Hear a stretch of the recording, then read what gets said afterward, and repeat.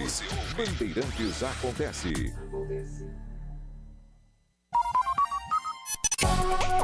Saber, entender, compreender, conhecer, descobrir, ouvir. Bandeirantes Acontece. Jornalismo Bandeirantes.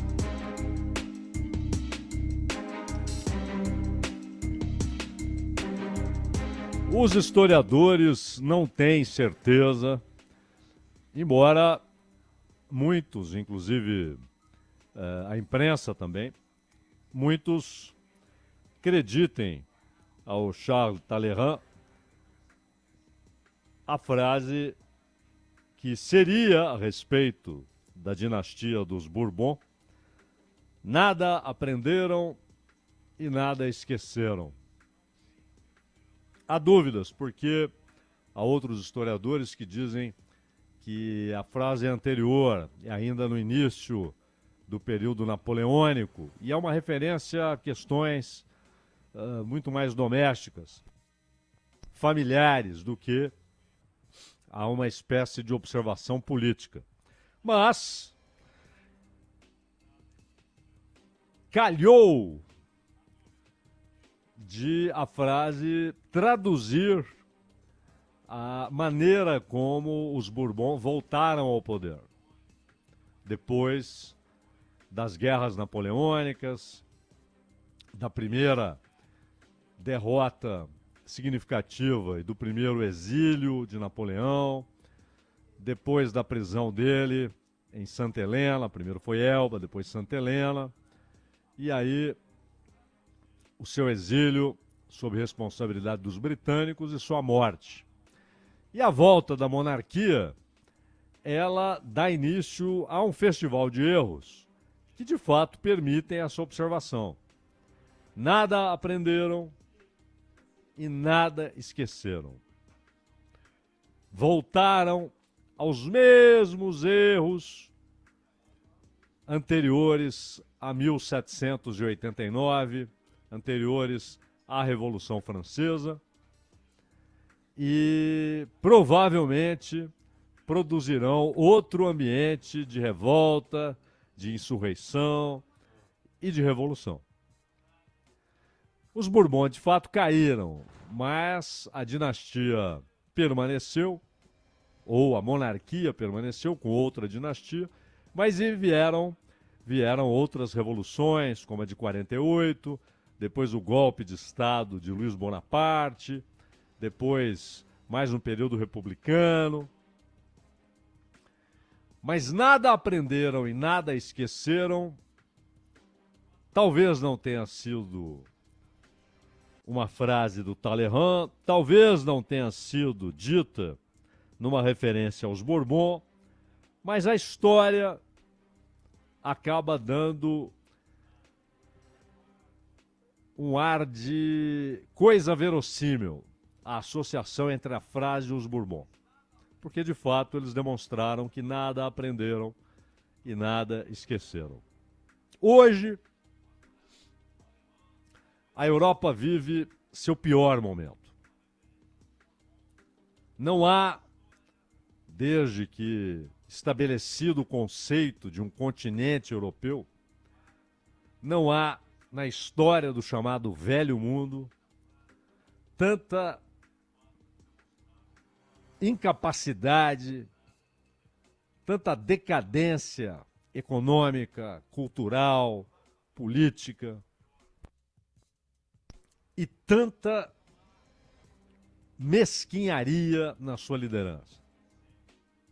Os atuais líderes da Europa, não só das nações, mas da União Europeia, representam o que há de pior hoje na política mundial, entre os que ocupam cargos de liderança.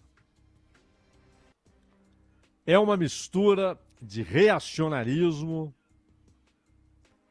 com o que restou dos ares pedantes dos europeus, uma tentativa de restabelecer, por declaração ou por decreto, uma importância que já não há. nem política, nem militar, nem econômica. Claro, quando você olha para a Europa, para os seus centenas de milhões de habitantes, para os números absolutos da totalidade da sua economia, você vê algo grandioso. E mesmo militarmente, há duas potências nucleares, Reino Unido e França, e há uma história que fundamenta a expectativa de que a Europa possa se reorganizar econômica, política, militarmente e volte a ser relevante em todos esses aspectos e, portanto, na geopolítica mundial. Mas isso não se dará por decreto. E o que é pior, a situação econômica e todas as consequências desse erro bárbaro chamado União Europeia, um erro conceitual, um erro histórico, um erro de dimensões imensas e com consequências imensas. Juntando isso, a mediocridade de seus líderes, a mesquinharia de seus líderes, a mediocridade da sua liderança política, ao reacionarismo, embora disfarçado, são, em sua maioria, governos que querem se apresentar como progressistas, democráticos, modernos, mas que são, na essência, reacionários. A combinação de tudo isso está abrindo espaço para populistas, inclusive fascistas, porque eles encontram o cenário ideal: fragilidade política, líderes sem base popular, economia em crise, incapacidade de absorver a nova mão de obra, crescimento econômico medíocre, quando não períodos de recessão, e o uso por esses populistas, inclusive os fascistas e principalmente os fascistas, o uso da figura do imigrante como responsável por essa situação. O que é mentira. Pelo contrário, a Europa precisa desesperadamente de imigrantes, de revitalização. Esse é um dos pontos, não é o único, mas um dos pontos essenciais para a recuperação da Europa. É uma revitalização que só os imigrantes podem produzir, podem desencadear. E, no entanto, e isso também nos Estados Unidos é utilizado, o ataque ao imigrante como se ele fosse o responsável pela decadência econômica, pela decadência política e pela degradação social.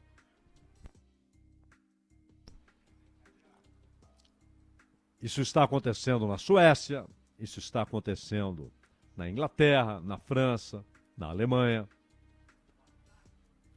E mais, não bastasse esse uso barato da figura do imigrante como sendo responsável, há ainda a desindustrialização consistente, não como algo atípico, circunstancial, ocasional, uma crise momentânea, mas como uma tendência estabelecida. É um processo consistente, porque o capital industrial se mudou de mala e cuia. Nos Estados Unidos, grita o Trump, taxarei tudo que vem de fora. Não querem pagar essas taxas? Produzam aqui. É uma tentativa de recuperar poder industrial. Não é indústria de altíssima tecnologia, porque essa está fortemente nos Estados Unidos, não exclusivamente, mas fortemente. Mas a manufatura, ou alguém acredita que a manufatura já não é necessária. Nós vimos trabalhos acadêmicos que apostavam nessa bobagem. Não, o Brasil não precisa se reindustrializar ou se neo-industrializar, ou seja, uma industrialização refeita, mas com nova tecnologia. Porque agora é o seguinte, PIB é serviço. Isso é uma decorrência, um subproduto da ideia de repartição internacional e divisão internacional do trabalho, da produção. E muita gente continua reproduzindo aquilo que está sendo enterrado aos olhos de todo mundo. Acabou. Quem continuar insistindo nos princípios da globalização e nessas instituições multilaterais, que na verdade não são multilaterais, são representantes do capital financeiro, Organização Mundial do Comércio, Fundo Monetário Internacional, Banco Mundial. Sempre foram estabelecidos para isso, para cumprirem esse papel.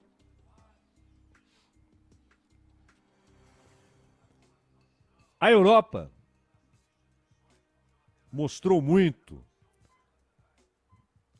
da sua falta de perspectiva com a resposta pedante, mas em si desmoralizada, de tomar em suas mãos o papel que os Estados Unidos exerciam em relação à Ucrânia. E aí, para que não pareça ainda mais absurdo, vem o Starmer, vem o Macron, vem o ainda Scholz e dizem: não, nós queremos a paz, precisamos acabar com essa guerra que já matou tanta gente. Então, para isso, o que você fará, Starmer? Eu vou colocar bilhões de libras em armas na Ucrânia. Então, essa mistura de empáfia, malícia, mediocridade, personificadas em Keir Starmer, em Scholz, em Meloni. A Meloni tenta dar um tom diferente nas suas abordagens, mas faz a mesmíssima coisa. Era outra fiel cumpridora das ordens dos Estados Unidos. Quando os Estados Unidos passam a dizer com Trump: mudamos o jogo,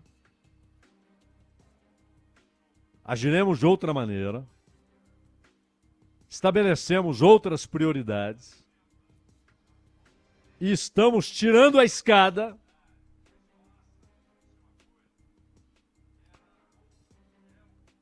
eles entram, os europeus, em pânico, mas reagem à velha maneira. A velha maneira. Com arrogância, e, claro, com malícia. Porque querem ter acesso à riqueza mineral ucraniana, querem ter o domínio militar de partes do leste europeu.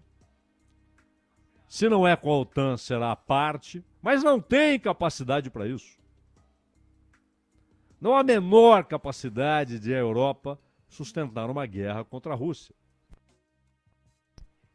Claro, podem garantir que a guerra continue, que a Ucrânia mantenha alguma capacidade de resistência. Mas vocês ouviram o que disse Trump para o Zelensky, e o Zelensky em nenhum momento negou. Ele disse e o Vance também disse: você está ficando sem soldados. Você está fazendo recrutamento forçado. O que isso significa? Velhos e adolescentes que estão sendo recrutados à força.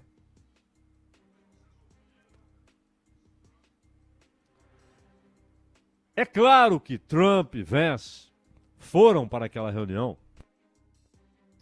predispostos a tudo aquilo que foi visto. Por isso foi público.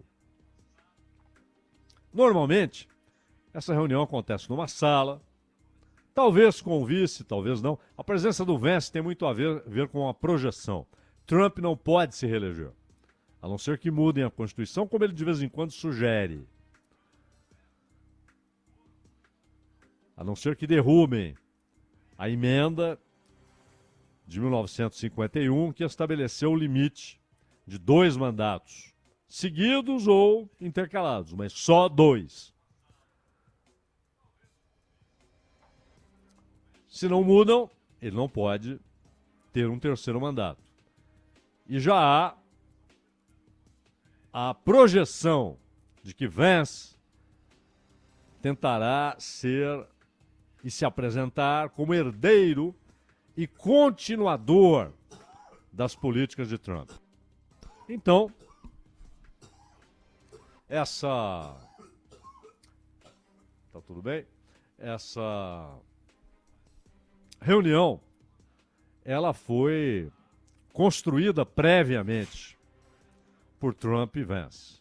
Ela foi feita para produzir tudo aquilo, para provocar tudo aquilo. Isso não se faz. O Zelensky mentiu. O Zelensky tem mentido reiteradamente.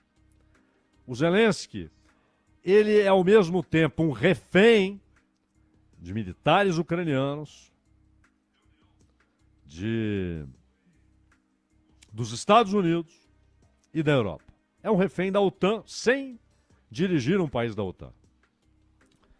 E tem a responsabilidade de em nenhum momento ter levado em consideração a situação de seu povo. E aí volto a dizer, outra declaração que não foi desmentida.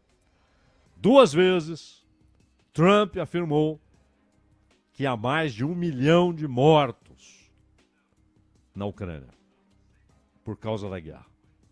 E essa mesma afirmação foi feita por Jeffrey Sachs, que não tem nada a ver com governo nenhum, mas ele falou isso no Parlamento Europeu. Ele não falou isso numa entrevista, chutou um número, ele falou no Parlamento Europeu. Ninguém disse que ele estava errado. Ele falou que há milhões de mortos. E essa claramente não é a prioridade das decisões do governo ucraniano. A gente ganhando muito dinheiro com os bilhões de dólares e euros e libras que tem entrado, e inclusive com desvio de armamento para outros mercados. Para alguns virou um grande negócio. Para a maioria dos ucranianos virou a destruição, a devastação de suas vidas, de seu país, da sua infraestrutura, do seu trabalho, das escolas. Mas, para alguns milhões de ucranianos que viviam, viviam, coloco no passado, porque hoje aquilo pelo menos no momento, não faz parte da Ucrânia, que é o Donbass. O povo decidiu sua independência e depois decidiu a integração de seu território à Rússia, incluindo as grandes Donetsk e Lugansk. Esse povo se libertou dos ataques mortais, ataques de extermínio realizados por forças regulares da Ucrânia e por 2 grupos nazistas, o Aidar e o Azov. E a Europa, que se diz democrata, que se diz defensora dos direitos individuais e humanos e da democracia como princípio e do Estado de Direito, está há alguns anos armando grupos nazistas e alimentando um regime que não serve ao próprio povo e que é resultado de um golpe de Estado dado em 2014.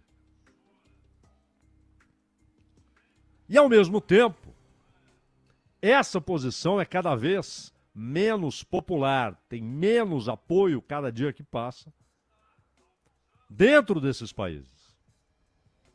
Mas eles não aprendem e não esquecem. Scholz já está fora, perdeu a eleição. Só espera o momento de outro reacionário, Friedrich Merz, assumir o poder. E, em certa medida, muito pior que Scholz. Porque ele se aproxima alegremente da ideia de discursar e agir contra os imigrantes. Ele usa o velho método nazista de culpar o outro, de culpar uma raça, um grupo, uma etnia, e transformar a morte num instrumento de Estado. Além do que, Friedrich Merz é um velho representante dos grandes bancos alemães. Trabalhou para eles, inclusive. Então ele é, em muitos aspectos, pior do que Scholz. Talvez em 2 não seja. Não precisa usar da hipocrisia e não tem a responsabilidade histórica contida no Partido Social Democrata. Um partido que traiu sua própria história, sua própria base popular, o movimento operário que o originou e se tornou um partido reacionário contra os trabalhadores e que agora se mete a ser também cabeça de ponte do imperialismo. Por isso que os movimentos de Trump desconcertaram essa gente. Macron sabe, as eleições parlamentares mostraram isso, que ele é hoje impopularíssimo, mas ele tem um mandato. Ele não é um primeiro-ministro. Ele é um presidente, ele tem um mandato. Fará o sucessor? Starmer, que pertence a um partido também traidor, o Partido Trabalhista Britânico. Starmer chegou agora e já há mobilização para convocação de eleição, para voto de desconfiança no parlamento, e ele tenta usar o cenário internacional para dizer: eu preciso ficar, eu sou útil, eu estou encabeçando um plano de paz para a Ucrânia. Mentira! É um plano de guerra, de mais guerra. Mentira dele, de Macron, de Meloni, de Scholz, do Tusk, que é o reacionário que dirige a Polônia e quer fazer da Polônia um mero quartel da União Europeia e da OTAN. É um cenário triste. Desapareceram conceitos como soberania, dos países europeus, independência. Trump e Vance agiram muito mal. Conversassem e falassem tudo o que falaram em um escritório para a delegação ucraniana, incluindo, claro, Zelensky. Mas a ideia da humilhação pública não é aceitável. E foi o que aconteceu. Zelensky deveria ter, no começo da reunião, deveria ter dito, olha, o rumo que a conversa tomou não terá um bom desfecho, não nos levará a um bom desfecho, eu estou me retirando. Ficou tentando explicar e eles diziam, você não fala obrigado, ele disse, mas eu disse obrigado. Ele foi alimentando aquele ato de humilhação que ele sofria. Mas isso não se faz isso com alguém que é um convidado, que não chegou ali de surpresa, foi convidado para estar ali. Não se faz isso.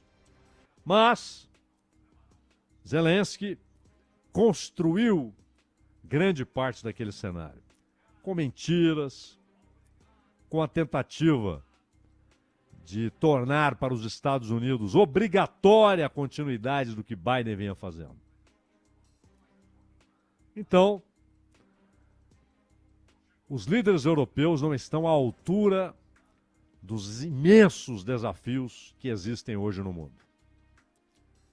E quando Trump disse para Zelensky que ele estava brincando com a Terceira Guerra Mundial e com milhões de vidas, porque há milhões de pessoas mortas na Ucrânia,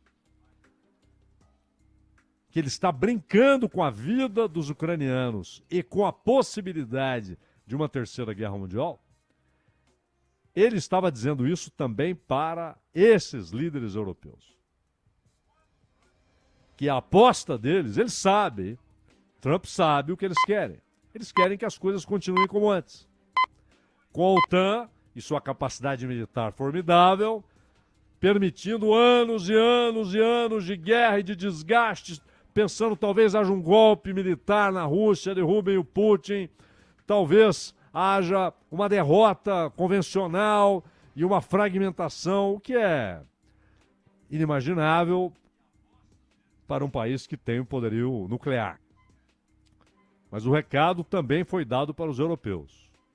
Vocês estão brincando com a possibilidade de uma Terceira Guerra Mundial. O cenário é muito grave. Mas aqueles que nada aprendem e nada esquecem não estão à altura da lida e da labuta que os espera, meu